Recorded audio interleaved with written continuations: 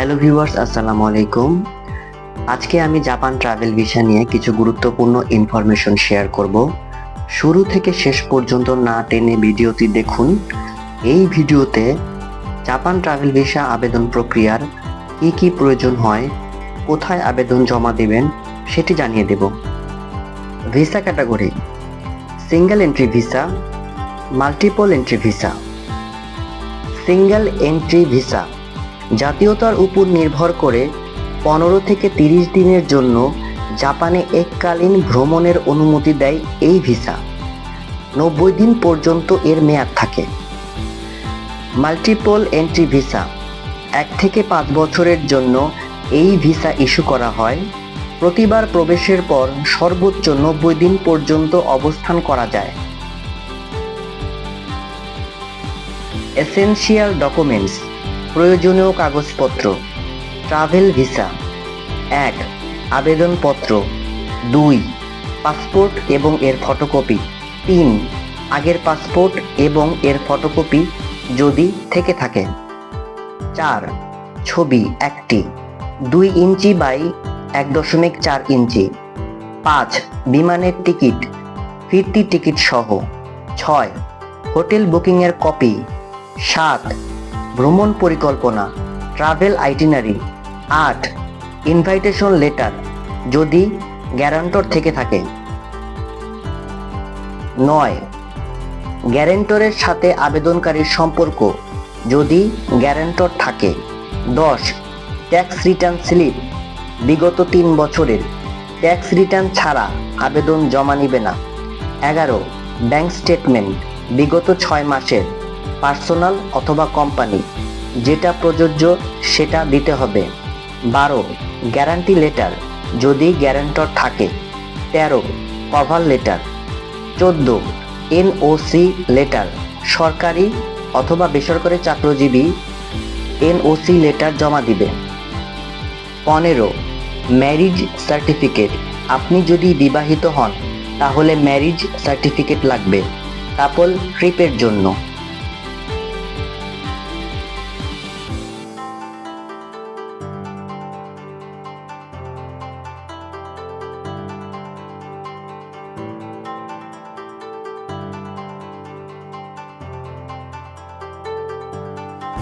একটি নোট নিয়ে নিন, ডকুমেন্টসগুলো নোটারি করে জমা দিবেন।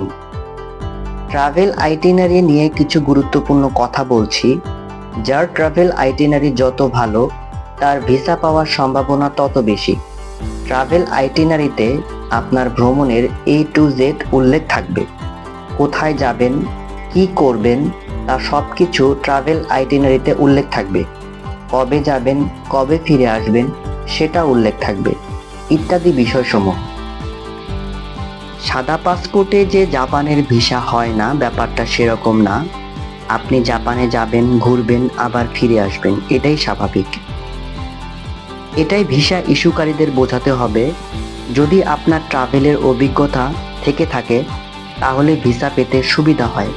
যেমন Thailand, India, Nepal, Bhutan, Vietnam, Singapore, Malaysia, Cambodia ইত্যাদি দেশগুলো ট্রাভেল করা থাকলে ভিসা পাওয়ার সম্ভাবনা অনেক অংশে বেড়ে যায়। VFS Global: VFS Global is an authorized service provider for Japan Embassy, Dhaka, Bangladesh. 3রা নভেম্বর 2024 থেকে জাপান দূতাবাস VFS গ্লোবালকে জাপানের ভিসা আবেদন গ্রহণ এবং এই প্রক্রিয়া সহজ করার দায়িত্ব দিয়েছে। জাপান দূতাবাস 3রা নভেম্বর 2024-এর পর থেকে ভিসা আবেদনকারীর কাছ থেকে সরাসরি ভিসার আবেদন গ্রহণ করছে না। ভিসা আবেদন সংক্রান্ত সমস্ত অনুসন্ধানের জন্য আপনি সরাসরি VFS গ্লোবালের সাথে যোগাযোগ করবেন।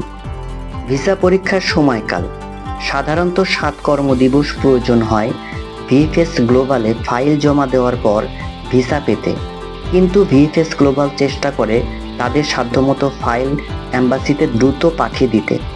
অসম্পূর্ণ ফাইলের ভিসা প্রক্রিয়াকরণের সময় অনেক বেড়ে যায়। ভিসা কেস এর জন্য অনেক সময় নিয়ে কাগজগুলো পরীক্ষার প্রয়োজন হয় এবং এই প্রক্রিয়াকরণের সময় কয়েক মাস পর্যন্ত হতে পারে। তাই কোনো অসুবিধা এড়াতে আগে থেকেই ভিসার জন্য আবেদন করার পরামর্শ দেওয়া হয় জাপান এম্বাসি থেকে।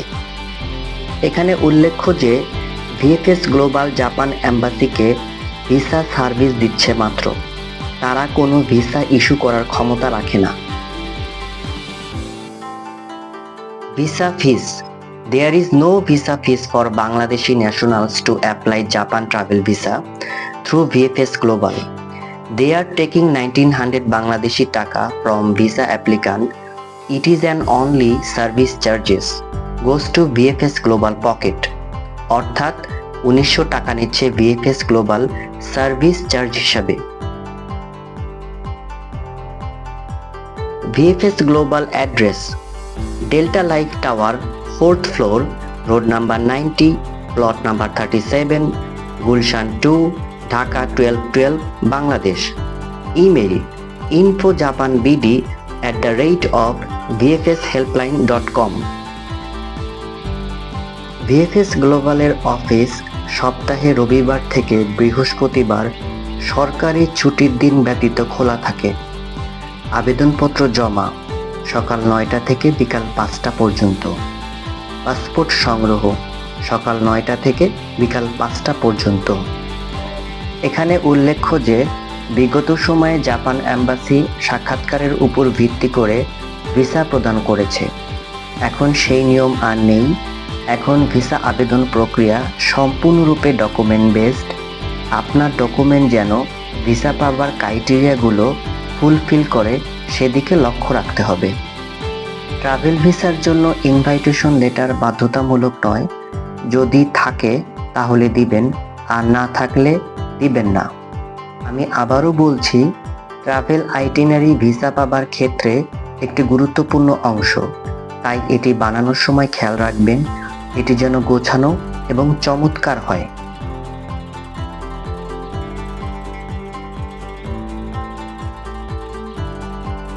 জাপান একটি সুন্দর দেশ যেখানে অনেক পর্যটক আকর্ষণ রয়েছে। জাপানে রয়েছে অনেক প্রাকৃতিক বিস্ময়, যার মধ্যে রয়েছে মাউন্ট ফুজি, একটি তুষার আবৃত সক্রিয় আগ্নেয়গিরি এবং জাপানের 3টি পবিত্র পর্বতমালার একটি মাউন্ট ফুজি।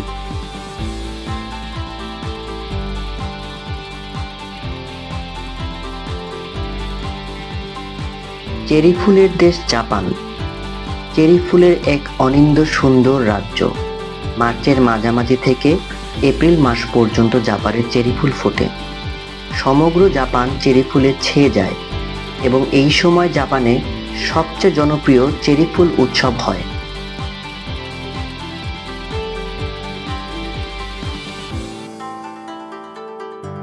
বাঁশের বন। জাপানে মুগ্ধকর বাঁশের বন রয়েছে। সাগানো ব্যাম্বো ফরেস্ট এর ভিতর দিয়ে পায়ে হেঁটে যাবার জন্য একটি চমৎকার পথ রয়েছে। এটি অনেক ছোট, 500 মিটার দূরত্বের একটি পথ, কিন্তু অপূর্ব সৌন্দর্য দিয়ে ঘেরা এই স্থানটি।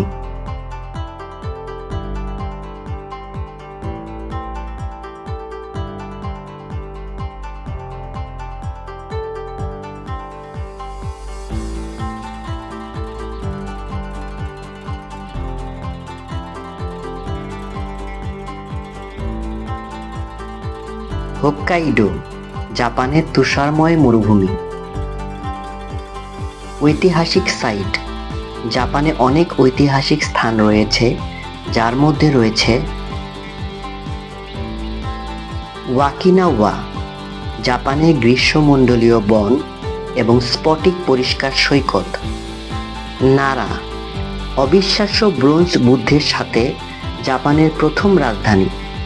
সিটিস্কেপ, জাপানে প্রাণবন্ত শহর চিত্র রয়েছে, যার মধ্যে রয়েছে টোকিও, দৃষ্টিনন্দন শহরের স্কাইলাইন, শীর্ষ শ্রেণীর সুশি রেস্তোরাঁ এবং অনেক সাংস্কৃতিক কর্মকাণ্ড সহ বিশ্বের বৃহত্তম শহর।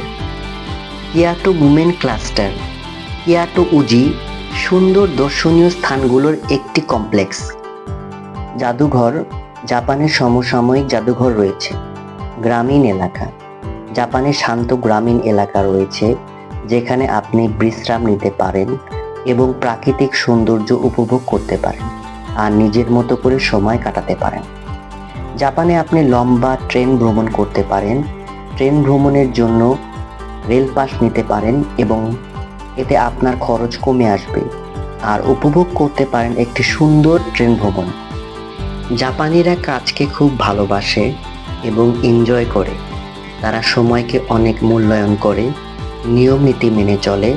তাদের জীবন প্রায় প্রতিটি ক্ষেত্রেই বিজ্ঞান এবং প্রযুক্তি এর ব্যবহার করে। তারা আবিষ্কারকে ভালোবাসে, তারা দীর্ঘ আয়ুর হয়ে থাকে এবং তারা মেদজাতীয় খাবার পরিহার করে, নিয়মিত শারীরিক অনুশীলন করে। ভিডিওটি ভালো লাগলে লাইক দিন, শেয়ার করুন, কমেন্ট করুন আর নতুন নতুন ভিডিও পেতে চ্যানেলটি সাবস্ক্রাইব করুন। ধন্যবাদ।